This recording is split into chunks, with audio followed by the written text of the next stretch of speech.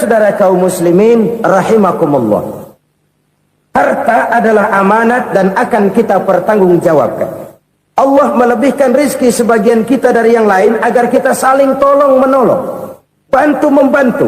Nabi janjikan, siapa yang meringankan beban saudaranya muslim di dunia, Allah akan meringankan bebannya di akhirat nanti.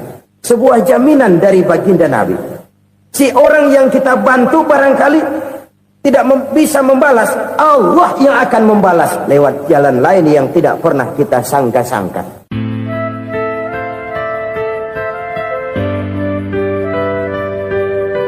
Selalu berusaha menyimpan sesuatu yang bisa membawa manfaat, baik untuk dirinya, untuk anak cucunya, maupun untuk keluarganya, untuk masa kini dan masa depannya. Kadang simpanan itu berbentuk uang, kadang berupa tanah, lain saat berbentuk pabrik, dan lain sebagainya. Sementara masa depan yang paling pasti adalah akhirat.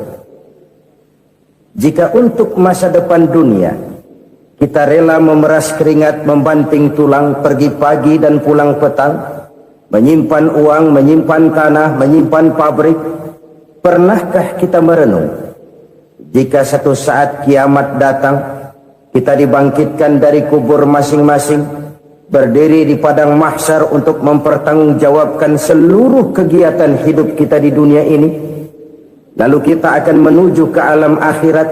Sudahkah kita mempunyai simpanan untuk akhirat kita? Pada pertemuan kali ini saya ingin menyampaikan sebuah hadis di mana Rasulullah sallallahu alaihi wasallam bersabda, arba'un min kanzil jannah. Simpanan sorga ada 4 macam. Yang pertama, ikhfa'us sadaqah, menyembunyikan sedekah. Saudara-saudara kaum muslimin, sebagaimana yang kita maklum bahwa Allah Subhanahu wa taala melebihkan sebagian rezeki dari kita terhadap yang lain. Ada yang kaya, ada yang setengah kaya, ada yang miskin, ada yang setengah miskin, dan selanjutnya. Ada yang gajinya kecil tapi penghasilannya gede. Ada yang penghasilannya gede tapi nggak punya gaji. Ada juga yang memang gajinya gede dan penghasilannya gede. Kelebihan rezeki merupakan sunnatullah dan tidak harus membuat kita merasa lebih dari yang lain. Bahkan sebaliknya, kelebihan itu harus membuat kita ringan tangan untuk menolong mereka yang memang memerlukan pertolongan. Kalau saudara diberikan ilmu, maka pertanyaan akhirat cuma satu, ilmumu kau amalkan untuk apa? Kalau saudara diberikan umur yang panjang, pengadilan akhirat juga bertanya satu, umurmu kau habiskan di mana? Tapi kalau saudara diberikan harta, pengadilan akhirat akan bertanya dua, hartamu kau dapat dari mana, kau belanjakan kemana? Dari mananya ditanya, dan kemananya juga ditanya. Oleh karena kita akan dimintakan pertanggungan jawab, maka amanah yang bernama harta ini harus kita gunakan dengan sebaik-baiknya. Ada penggunaan yang merupakan kewajiban, itu zakat namanya. Ada penggunaan yang sewaktu-waktu, itu infak namanya. Ada yang lebih sewaktu-waktu lagi, dan itu sedekah namanya. Zakat dia terikat oleh haul dan nisab, oleh putaran batas waktu dan ukuran dari harta itu sendiri. Sedangkan infak terikat oleh situasi dan kondisi perekonomian seseorang. Sedangkan sedekah tidak terikat dengan apapun. Dalam kondisi seperti apapun kita bisa melakukan sedekah dengan yang terkecil sekalipun. Sampai-sampai Rasulullah sallallahu alaihi wasallam mengajarkan, la tahqiranna minal ma'rufi syai'an walau an talqa akhaka biwajhin talik. Atau ada hadis, tabassumuka fi wajhi akhika laka shadaqah. Senyumanmu kepada temanmu adalah sedekah. Jadi untuk melakukan sedekah tidak harus dalam berbentuk uang. Dengan ilmu kita bisa sedekah, dengan tenaga kita bisa bersedekah, dengan pikiran kita bisa bersedekah, bahkan senyum kepada teman itu pun sedekah. Jadi kalau sedekah dengan uang memang belum punya uang, nyengir aja banyakin. Itu asal pada tempatnya, jangan lalu ketemu tiang listrik cengengesan. Tentu tidak pada tempatnya dan tidak wajar. Nah, sedekah yang paling dicintai Allah adalah sedekah yang disembunyikan. Artinya jauh dari sifat riya. Kan kadang-kadang ada orang sedekah itu disebutkan namanya. Apa tidak bagus? Kalau memang niatnya ikhlas, ya bagus-bagus saja.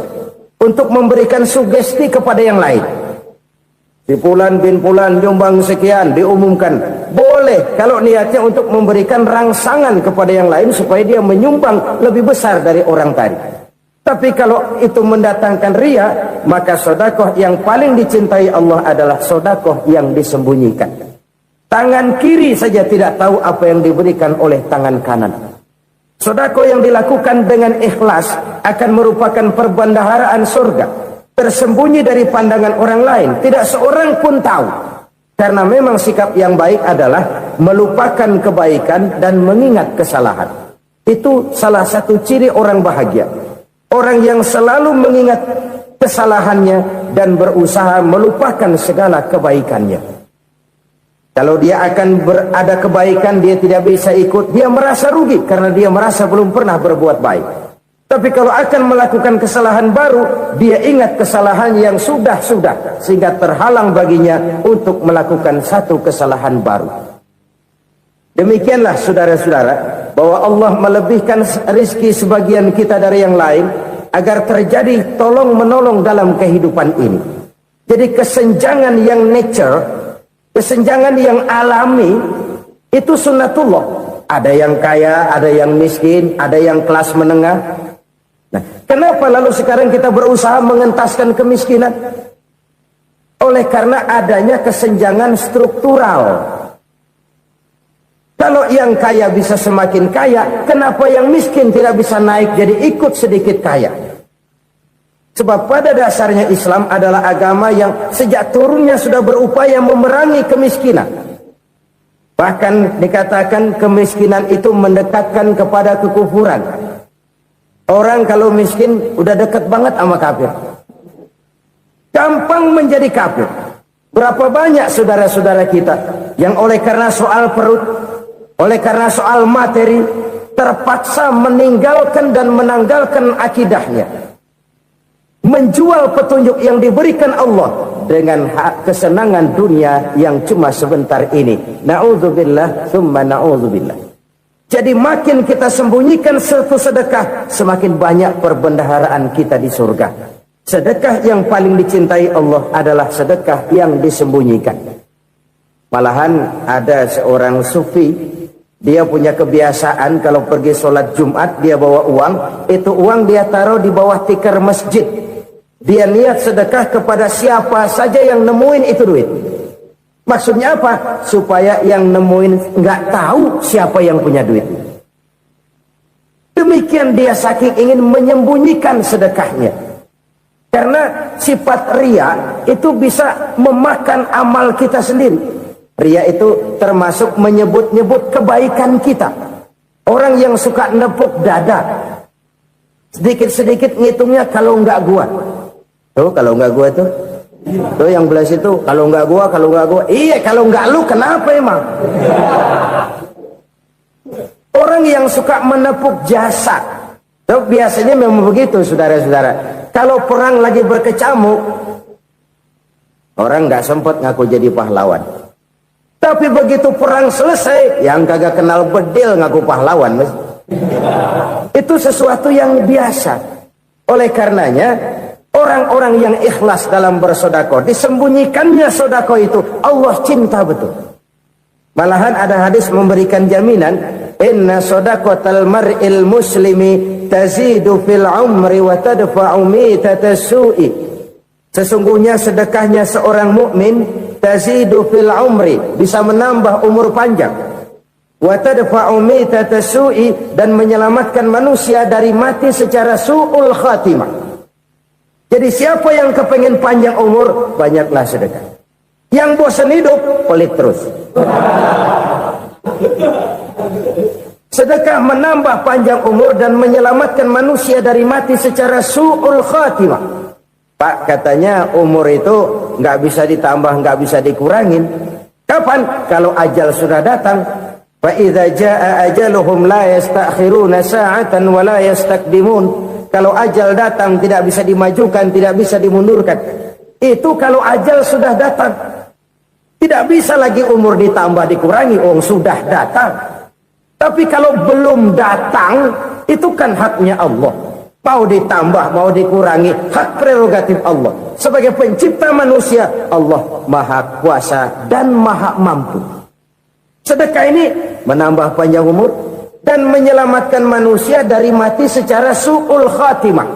Itu orang mati kan sama ya, kondisinya mati, nggak nafas. Tapi hakikat mati kan lain-lain. Ada yang mati itu husnul khatimah, baik akhirnya. Misalnya lagi ngaji mati, lagi sholat mati, lagi sedekah mati. Ini yang dinamakan dengan husnul khatimah, baik di akhirnya. Sebaliknya ada yang su'ul khatimah, jelek di akhirnya. Ini yang jadi catatan akhir. Lagi nyekek botol, mampus. Lagi banting kartu, modar. Su'ul khatimah, jelek pada akhirnya. Sedekah menyelamatkan manusia dari mati secara su'ul khatimah. Dan kita semua kepengen mendapat husnul khatimah, jauh dari su'ul khatimah. Oleh sebab itu yang bisa menyelamatkan kita dari penyakit itu antara lain adalah sedekah yang disembunyikan, yang dikerjakan dengan ikhlas karena Allah, tidak karena kepengen dipuji orang, tidak karena ingin dikatakan orang pemurah. Sebab orang dermawan itu orang yang memberi tanpa harus diminta. Kalau masih harus diminta, ya belum dermawan namanya, masih harus diminta. Kalau nggak diminta ya tulus, lolos, polos. Saudara-saudara kaum muslimin rahimakumullah, harta adalah amanat dan akan kita pertanggungjawabkan. Allah melebihkan rizki sebagian kita dari yang lain agar kita saling tolong menolong, bantu membantu. Nabi janjikan, siapa yang meringankan beban saudaranya muslim di dunia, Allah akan meringankan bebannya di akhirat nanti. Sebuah jaminan dari baginda Nabi. Si orang yang kita bantu barangkali tidak bisa membalas, Allah yang akan membalas lewat jalan lain yang tidak pernah kita sangka-sangka. Ada orang tanya, Pak, ini ada orang nyumbang masjid sambil marah-marah, bagaimana? Saya bilang sumbangannya aja ambil, marahnya jangan. Marahnya jangan diambil, itu urusan dia. Saudara-saudara kaum muslimin rahimakumullah, umat Islam ini kan umat yang punya potensi besar. Kadang kita merenung, kenapa kadang-kadang pembangunan masjid kok lambat sekali? Kalau hotel hari ini peletakan pertama, bulan depan peresmian. Supermarket hari ini peletakan batu pertama, minggu depan peresmian. Tapi kalau sudah yang namanya masjid, kadang-kadang peletakan batu pertama sekaligus jadi batu terakhir. 3 tahun, 4 tahun, campur nebar jalak di jalanan, duit dijaring kayak ikan sepat. Apa tidak ada orang Islam yang kaya? Banyak. Apa tidak ada pengusaha muslim yang jadi konglomerat? Ada. Lalu yang belum banyak itu yang komit terhadap nilai-nilai agamanya. Akhirnya kita jatuh jadi umat yang lemah. Belum ada pengusaha konglomerat muslim buka pabrik supermi cap bedug misalnya umpamanya atau pabrik kecap cap sorban supaya identitas keislamannya sedikit kelihatan. Kita jatuh jadi umat yang lemah karena potensi tidak terinventarisir dengan baik. Kita ini ibarat kompor yang cuma matengin nasi orang lain. potensi kita dimanfaatkan oleh orang lain. Ukhuwah Islamiyah kita baru terbatas kepada silaturahmi. Ukhuwah di bidang ekonomi kita lemah, ukhuwah di bidang kebudayaan kita lemah, apalagi ukhuwah di bidang politik kita lebih rapuh lagi. Padahal ukhuwah itu adalah totalitas kehidupan manusia, menyangkut ipolek sosbud, memerlukan nilai-nilai ukhuwah.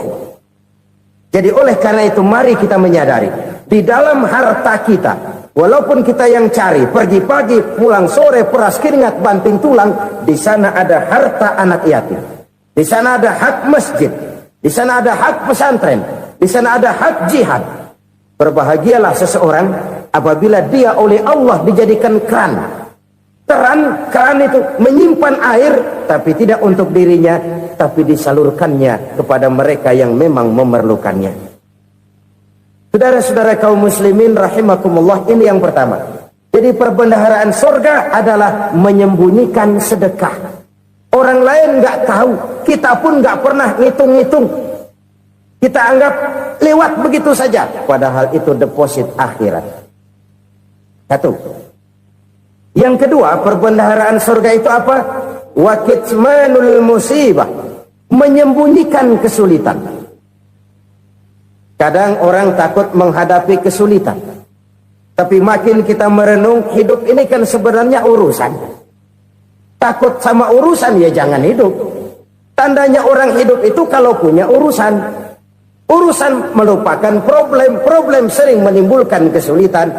Kesulitan bukan untuk ditakuti, tapi untuk diatasi dan dicarikan jalan keluarnya. Siapa sih orangnya yang nggak pernah sulit-sulit? Makin tinggi status sosialnya, makin gede urusannya. Makin tinggi kualitas imannya, makin berat tingkat kesulitannya. Cuma memang yang namanya enak itu seperti pelangi. Biang lala itu nggak pernah di atas kepala kita, di atas kepala orang melulu.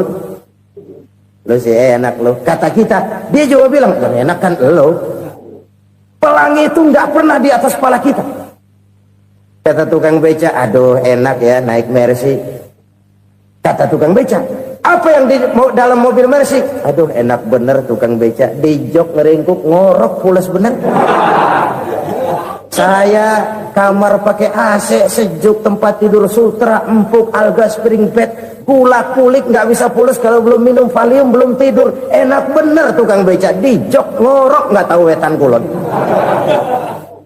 Si tukang beca bilang yang di Mercy enak, yang di Mercy bilang tukang beca enak. Inilah enak, nggak pernah di atas kepala kita, di atas kepala orang lain melulu enak itu. Nah saudara-saudara, yang merupakan perbendaharaan surga itu orang yang bisa menyembunyikan kesulitan, baik pribadi ataupun rumah tangga. Nih terutama rumah tangga yang jadi soalnya. Kadang-kadang kita ini kalau senang, sebaliknya kalau senang kita diam, kalem aja, cuek. Banyak banget duit kita bawaan, diam aja udah. Malah ketemu orang takut. Tapi begitu susah, sekampung tahu. Padahal Nabi mengajarkan perbendaharaan surga itu menyembunyikan musibah, menyembunyikan kesulitan. Kalau enak, cerita sama orang-orang. Kalau nggak enak, rasain sendiri, tekan sendiri, atasin sendiri. Kita kan sebaliknya, tenang kita diam, asal lagi susah, paling tidak kita nyari teman buat cerita kesusahan. Siapa orangnya yang nggak pernah susah? Cuma soalnya bagaimana kita mengatasi kesusahan itu sendiri. Begitu juga misalnya kalau orang sudah berumah tangga, itu orang tuanya harus menjadi tempat dia cerita yang enak-enak saja. Yang nggak enak rasain berdua, selesaikan berdua, atasin berdua. Jangan dibalik. Asal senang diam, giliran susah aja. Maknya laporan. Terbalik. Bisa menjaga security informasi. Maka nama bayam keluar diam, malah seluitan. Enak amat lo makan daging ayam. Security informasi. Saudara-saudara kaum muslimin rahimakumullah, ujian yang terberat itu yang pernah diberikan kepada para nabi, para rasul, para aulia, para ulama, makin tinggi keimanan, makin berat bentuk kesulitan. Ayo saya kemukakan satu contoh saja. Ada seorang nabi yang kaya, nabi kaya, namanya Nabi Ayub. Iblis kalau orang begini kan keki, ibadahnya rajin, kaya. Nih yang kayak begini susah digodain. Kalau ibadahnya rajin, miskin, kali bisa disogok. Sini imannya mantap, ibadahnya rajin, kaya, nabi lagi. Oh, tapi namanya iblis, nggak kurang akal. Laporan, Tuhan, kenapa Les? Ya ini bahasa saya, bahasa Qurannya sih nggak gitu. Itu hambamu yang namanya Ayub, dia rajin ibadah cuma karena dikasih kaya aja. Coba kasih miskin dia, berhenti dia sembahyang. Ah, kamu bisa aja.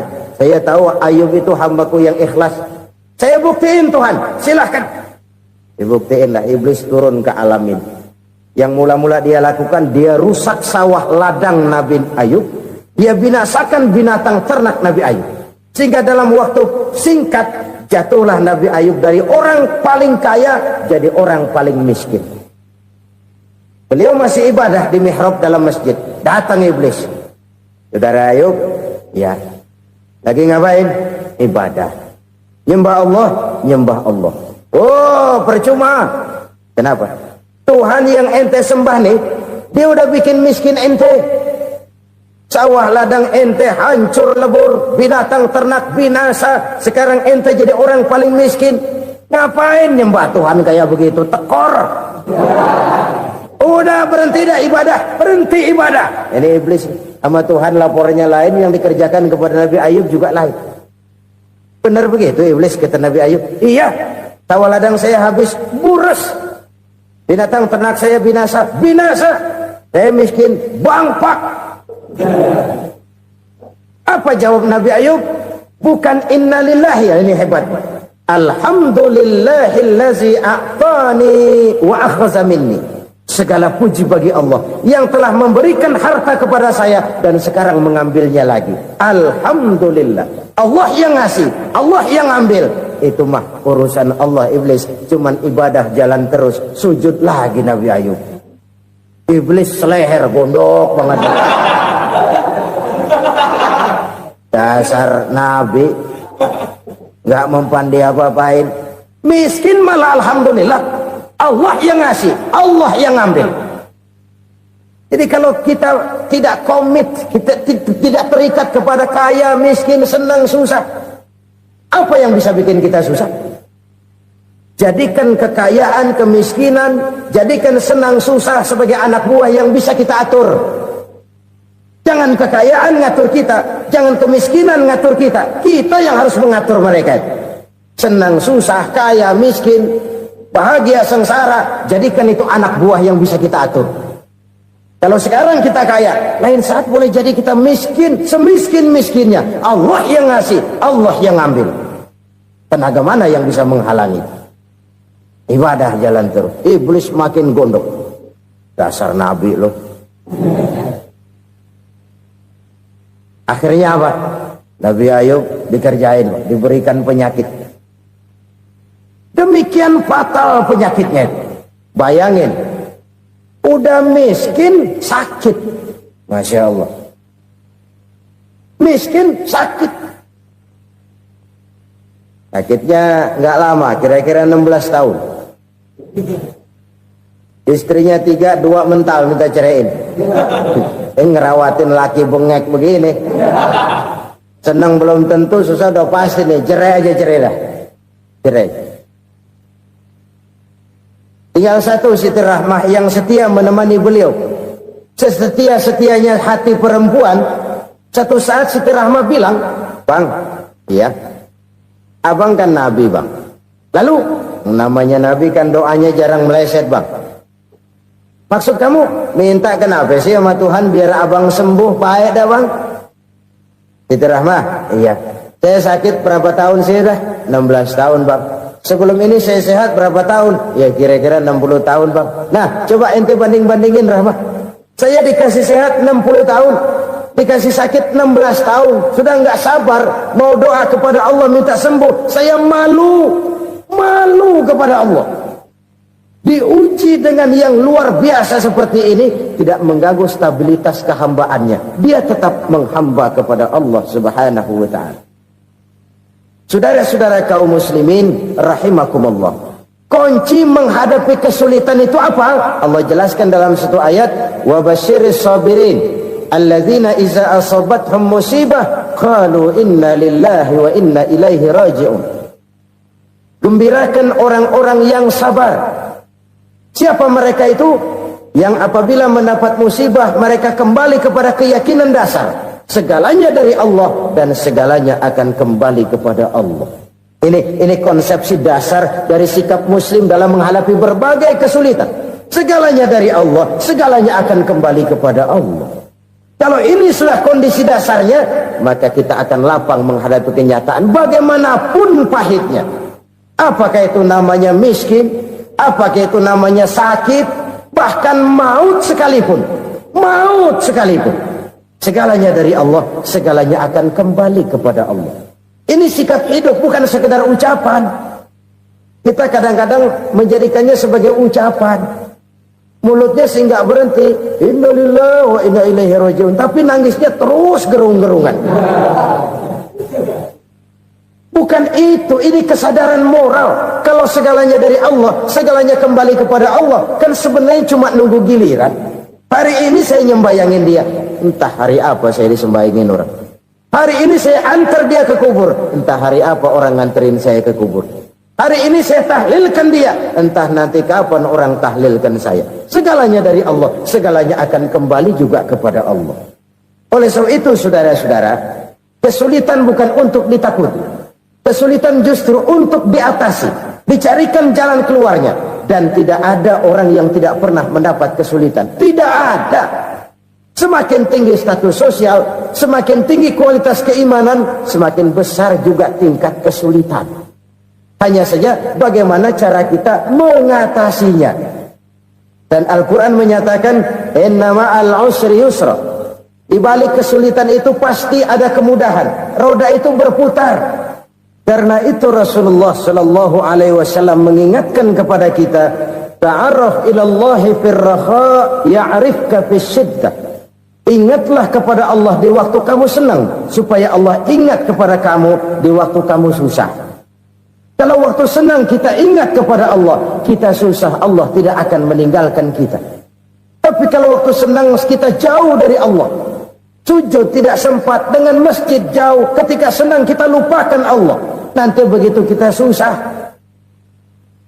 Allah lupakan kita. Dan itu menyakitkan. Oleh karena itu orang-orang tua kita dulu bilang, kalau lagi sehat ingat-ingat lu bakal sakit nanti. Kalau lagi kaya ingat-ingat satu saat kita bakal jatuh miskin. Bahkan kalau lagi muda ingat-ingat kita bakal tua. Dan yang terpenting, kalau lagi hidup ingat-ingat kita bakal mati. Saudara-saudara kaum muslimin rahimakumullah. Jadi yang kedua yang merupakan perbendaharaan surga, menyembunyikan musibah. Saudara-saudara kaum muslimin rahimakumullah. Hal ketiga yang merupakan perbendaharaan surga adalah wasilaturrahmi. Orang yang suka bersilaturahmi. Sebagaimana yang kita maklum bahwa manusia adalah makhluk yang disebut zon politika. Makhluk sosial yang tidak mungkin hidup sendiri-sendiri. Betapa dan siapapun kita memerlukan orang lain. Bodoh betul manusia kalau tinggal di tengah masyarakat tapi tidak mau bermasyarakat. Merasa hebat sendiri, pintar sendiri, gagah sendiri, kaya sendiri. Mungkin kalau mati juga ngubur sendiri. Jangankan kita di sini, di sorga saja Nabi Adam waktu sendirian bengong melulu, mondar mandir. Allah tegur dam sepi dam. Ya ini kalau bahasa saya. Iya Tuhan sepi nih, nggak ada coret-coretan pisan ini. Diciptakan Siti Hawa baru anteng Nabi Adam. Itu di sorga. Cobalah. Umpamanya saudara tinggal di Jakarta nih. Kayak bener. Apaan aja di Jakarta punya saudara dah. Jembatan Semanggi ambil. Monas, Buntel bawa pulang. Hotel-hotel ambil semua. Cuman tinggal di Jakarta sendirian. Apa enaknya? Betapa dan siapapun kita perlu orang lain. Tidak ada seorang pun yang bisa memenuhi kebutuhan hidupnya secara sendiri-sendiri. Nah, Islam telah menyelamatkan manusia dari ras diskriminasi. Mengikat manusia dengan persaudaraan yang berlandaskan kepada akidah. Karena itu dianjurkan bersilaturahmi. Bahkan Nabi menyatakan, Man arada ayyubsata lahu fi rizkihi wa yunsa'a fi atharihi falyasil rahimah. Siapa yang kepengen diluaskan rezekinya dan dipanjangkan usianya, banyaklah ia bersilaturahmi. Siapa yang kepengen dimudahkan rezekinya, hendaknya ia banyak bersilaturahmi. Kalau banyak teman, kesulitan kan paling tidak ada tempat cerita. Udah susah, sendirian kita pikirin diri, nggak ada tempat tukar pikiran. Cepet banget sama bengek. Dilawan sendiri. Nah, secara makro kita bisa berkata, tidak mungkin ada kemenangan kalau tidak ada kekuatan. Tidak ada kekuatan kalau tidak ada kesatuan dan persatuan. Tidak mungkin ada kesatuan dan persatuan tanpa semangat silaturahmi. Kalau umat Islam mau menang, dia harus kuat. Kalau umat Islam mau kuat, dia harus bersatu. Kalau umat Islam mau bersatu, dia harus membudayakan silaturahmi ini. Bahkan sampai-sampai kata Nabi, kalau bisa cari nilai tambah. Apa? Silman qata'ak. Bersilaturahmilah kau kepada orang yang marah denganmu. Masya Allah, indahnya ajaran agama kita. Orang yang marah pun kepada kita, kata Nabi, kalau bisa bersilaturahmilah kepadanya, kepada orang yang marah itu. Di situ nilai tambah. Cuman jujur nih hadis, ngucapinnya gampang, ngamalinnya yang berat banget. Orang marah sama kita, kita disuruh silaturahmi. Ada apa malu? Lu marah, ada gua marahan lagi. Tunggu pikirin. Saudara-saudara kaum muslimin rahimakumullah. Tapi ini yang diajarkan, bahkan ini yang dicontohkan oleh baginda Rasul. Bagaimana begitu mudah, misalnya satu saat Abu Jahal ini ngatur strategi bagaimana bikin Muhammad celaka. Dia gali lubang di depan tempat tidurnya. Dia tutupin daun korma. Terus dia panggil seseorang, ke sini. Kasih tahu Muhammad, pamannya sakit keras, minta ditengokin. Berangkat orang ini ke sana. Muhammad, labbaik. Pamanmu sakit keras, dia minta ditengokin. Baik, saya akan datang menjenguk beliau. Berangkatlah Nabi ke rumah Abu Jahal tanpa prasangka apapun. Abu Jahal udah pasang stil, selimut 3 rangkap setengah dia pakai, persis kayak orang meriang. Tapi sembari ngintip dari balik selimut, begitu Muhammad buka pintu, nah masuk perangkap nih. Muhammad jalan menuju tempat pembaringan. Makin lama makin dekat, makin lama makin dekat, makin dekat ke lubang yang dipasang oleh Abu Jahal itu. Dalam hati Abu Jahal, terus dah jatuh, mampus dah lo ini. Mampus lo hari ini nih. Apa yang terjadi? Malaikat Jibril datang. Muhammad, pamanmu cuma pura-pura sakit. Di depan tempat tidurnya ada lubang perangkap supaya kamu jatuh ke situ. Sudah, kamu pulang. Balik kanan Nabi. Sudah hampir jatuh ke lubang, balik kanan, pulang. Bayangin kecewanya Abu Jahal. Muhammad dikit lagi, Muhammad dikit lagi. Enggak, paman, saya pulang aja. Emosi bangun dari tempat tidur, enggak sadar kalau lagi pura-pura sakit. Lompat ngejar Nabi, dia lupa dengan lubang yang dia gali. Usrak, nyemplung sendiri ke dalam lubang.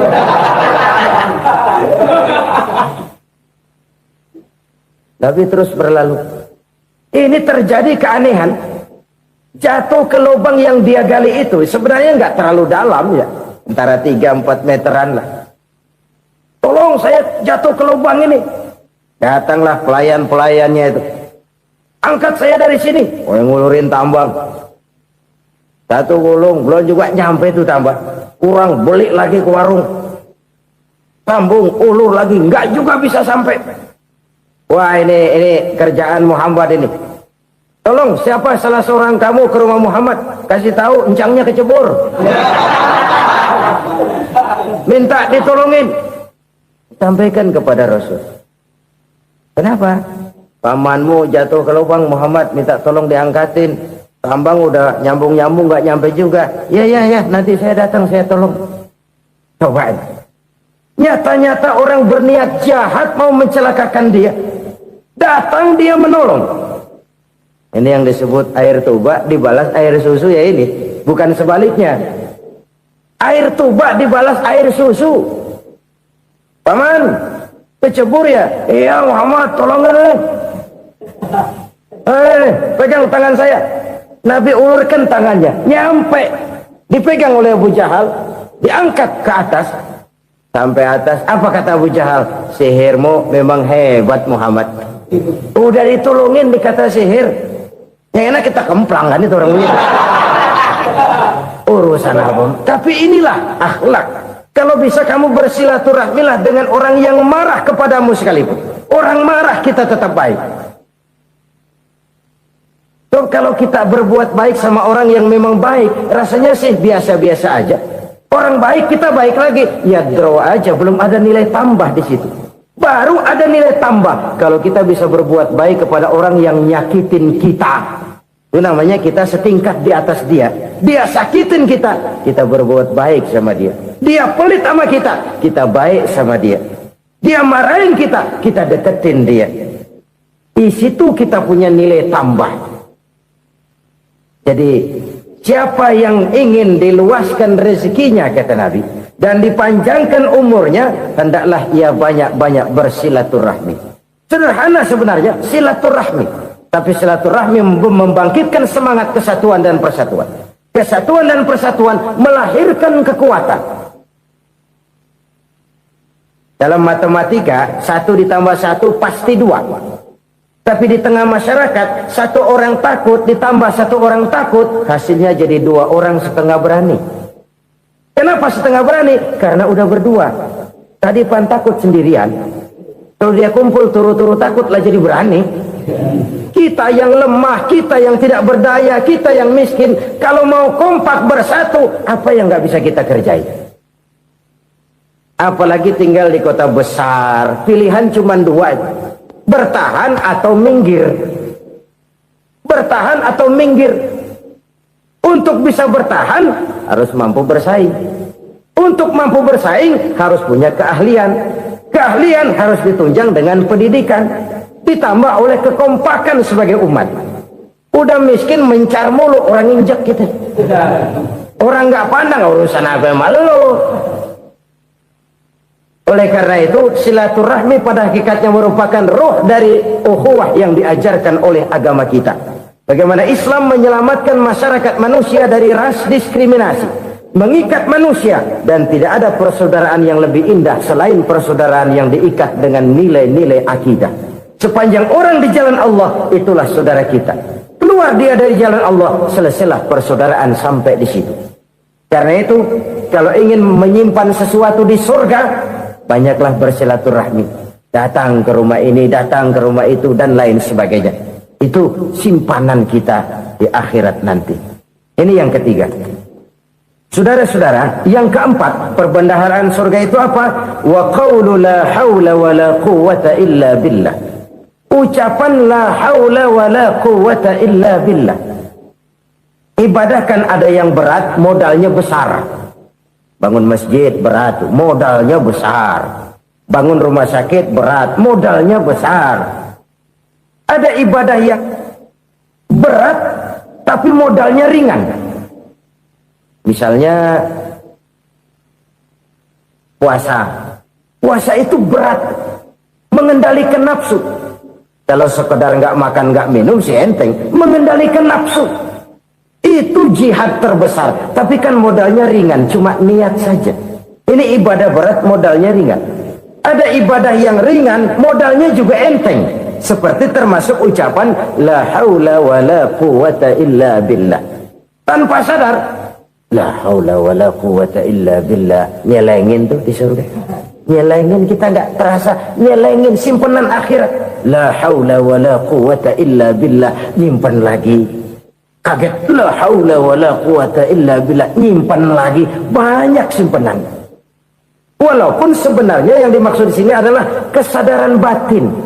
Bahwa tidak ada daya dan kekuatan kecuali Allah. Itu intinya.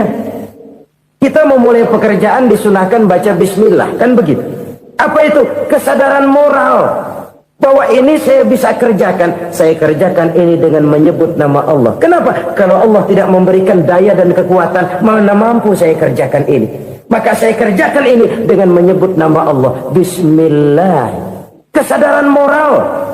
Manusia hanya wajib berusaha, tapi nggak pernah wajib berhasil.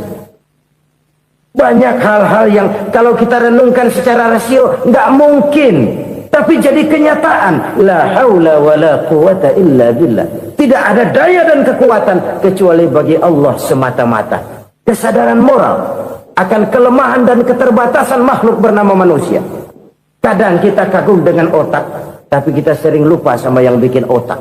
Padahal bagaimanapun hebatnya otak, yang bikin otak pasti lebih hebat dari otak. Nggak percaya, silahkan otak-otakan.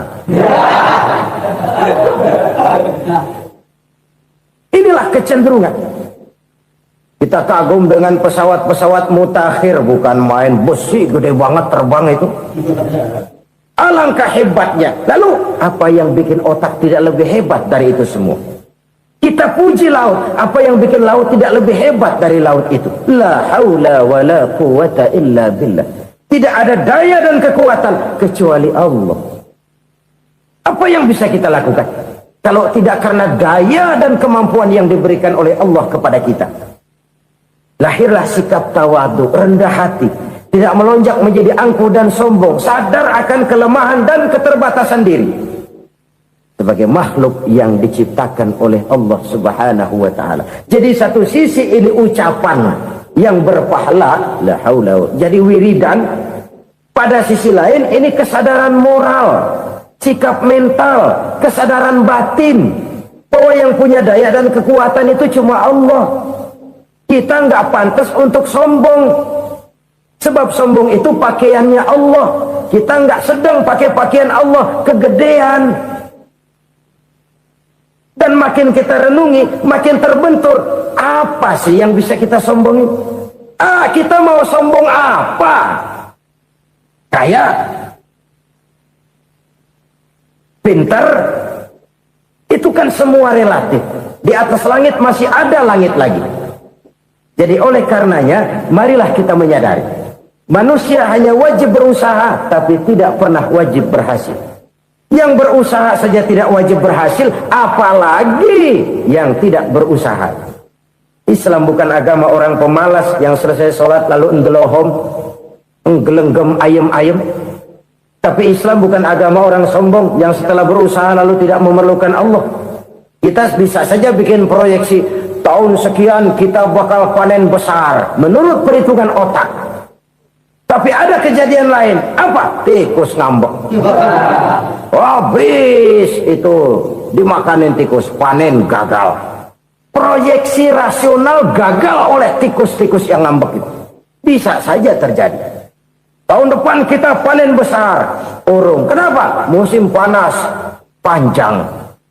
Dan sekarang ini koran-koran bikin berita musim mengalami penyelewengan. Bukan cuma manusia yang nyeleweng sekarang. Musim pakai nyeleweng. Mestinya kan musim hujan udah selesai, masih hujan-hujan juga. Musim. Nah sekarang kita boleh bikin proyeksi, kita bakal panen besar. Tahu-tahu musim panas panjang, sawah retak, air kering. Cari teknokrat yang paling botak, suruh pendekin tuh musim panas. La haula wa la quwata illa billah. Inilah kesadaran moral. Saudara, saya teringat satu saat ada seorang konglomerat.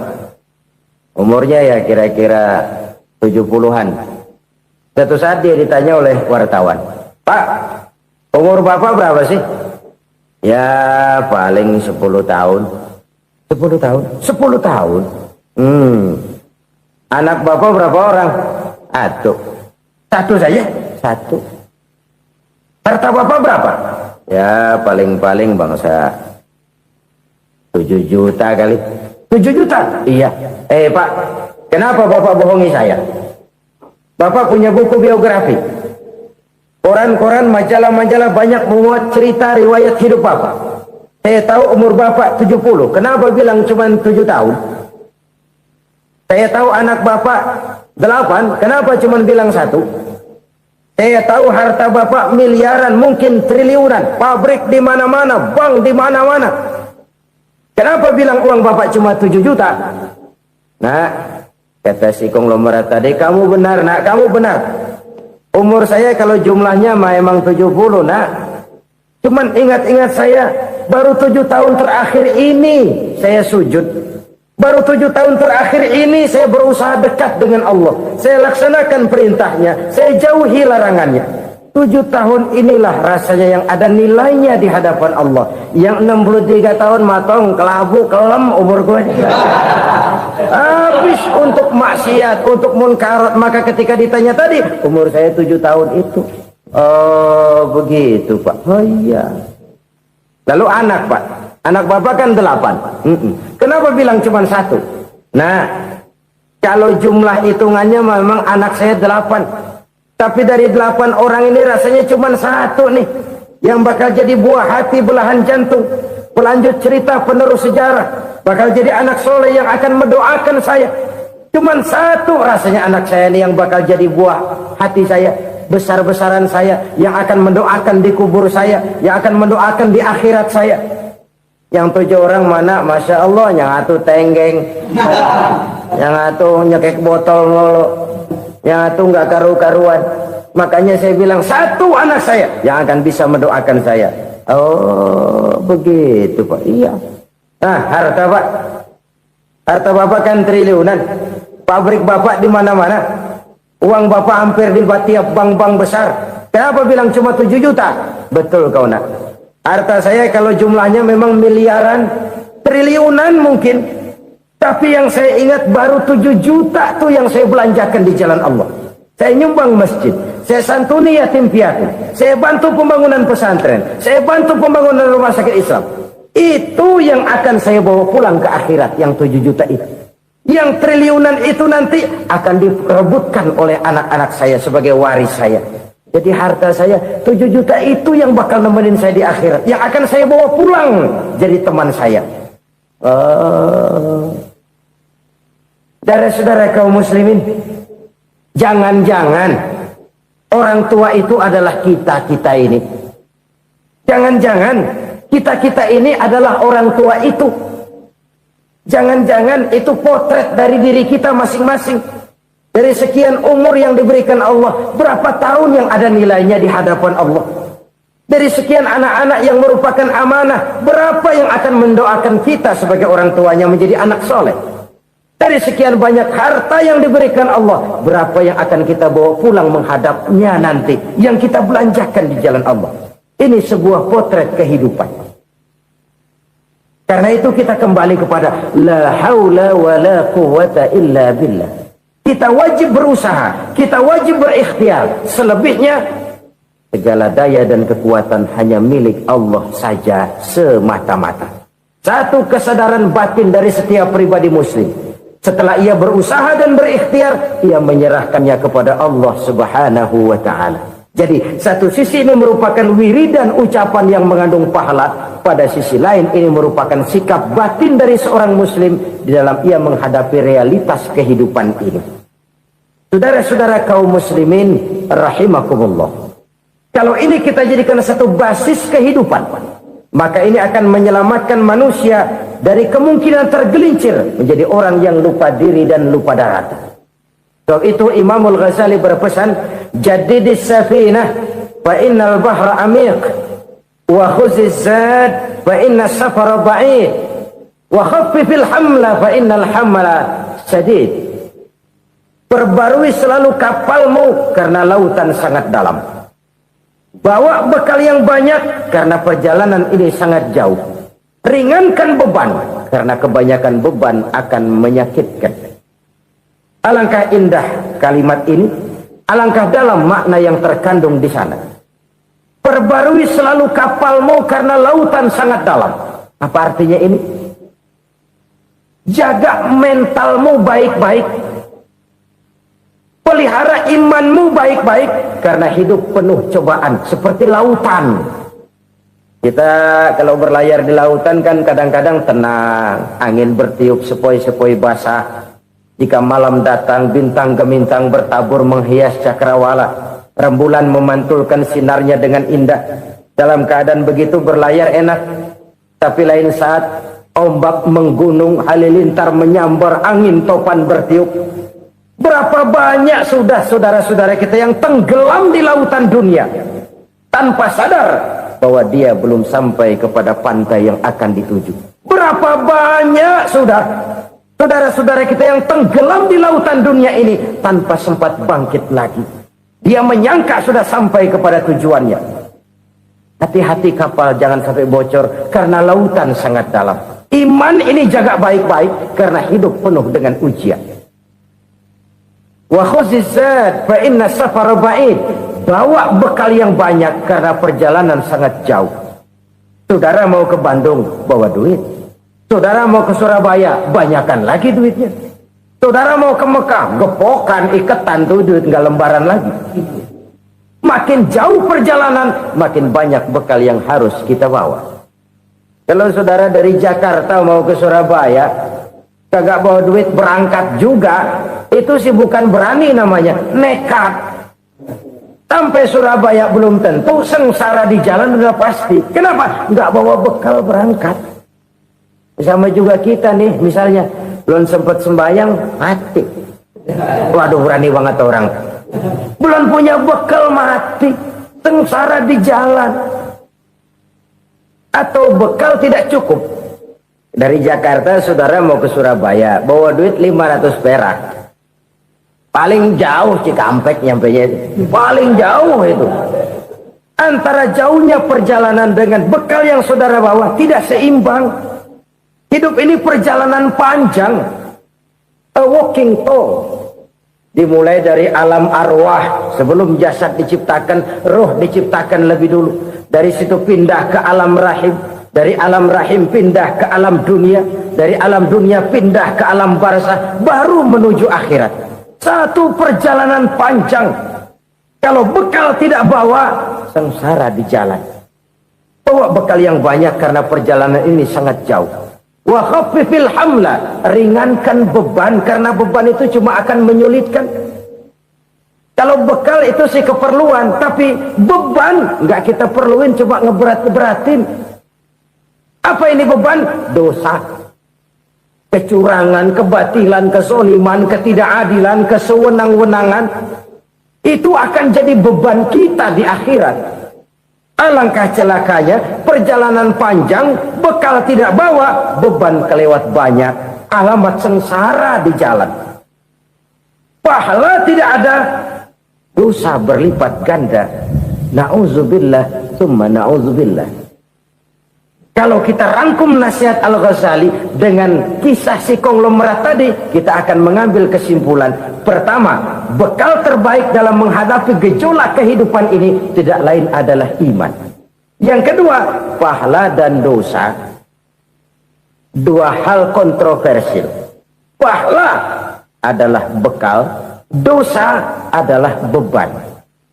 Tapi kita sekarang kan tidak begitu terangsang kepada yang abstrak. Orang berlomba mencari yang konkret-konkret saja, yang real. Kalau memang dosa, benjol dong, kira-kira begitu. Kira-kira begitu. Persis orang Yahudi dulu. Orang Yahudi itu kan pernah minta kepada Nabi Musa, Ya Musa, lan nu'mina laka hatta narallaha jahrah. Musa, kami nggak bakal mau beriman kepada Allah kalau belum kami lihat Allah ada nongkrong di depan kami. Kalau memang Tuhan ada, taruh dong di depan kami. Mau yang konkret-konkret saja. Kalau memang dosa, benjol dong. Kalau memang pahala, berasa dong. Orang terangsang kepada yang real, yang konkret-konkret saja.